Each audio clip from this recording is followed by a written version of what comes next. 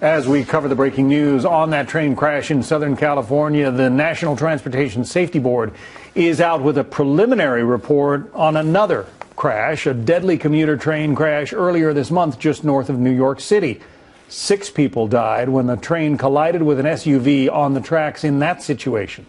Laura Engel is joining us now in our studio with a live report. Laura? Hi, guys. Well, while the National Transportation Safety Board's preliminary report reveals that the train engineer in that New York case did try to stop, we still don't know why the driver of the SUV drove onto the tracks instead of backing up. Every 3 hours, a vehicle or person is hit by a train in the United States, according to the Federal Railroad Administration. Now, safety experts say most of these accidents could be avoided if people didn't push their luck, trying to beat trains across the crossings, ignoring the horn, the ringing bells, the flashing lights, and the closing gates, if they even notice any of it at all. The train safety organization Operation Lifesaver says distracted driving is one of the biggest dangers. It released a series of public service announcements to show what could happen if you absent-mindedly veer into the path of an oncoming train.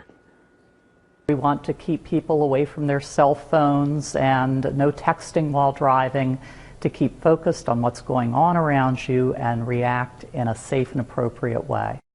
Meantime, railroad safety equipment manufacturers are engineering new technology to prevent these accidents, including a new train detection system that signals safety gates to close up to 3 minutes before a train barrels through.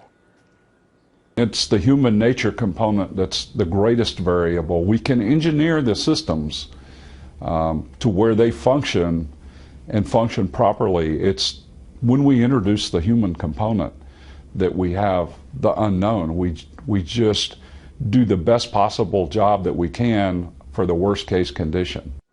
And so far, only a handful of these detection systems are in service because, as municipalities and manufacturers agree, people don't want to wait that long. But as we know, just waiting will save possibly your life and the lives of others. Yeah, it's a very sad situation, and that NTSB report, they're still coming out with a full report later That's on, right? It'll take a few months for us to get the final report on the cause. All right.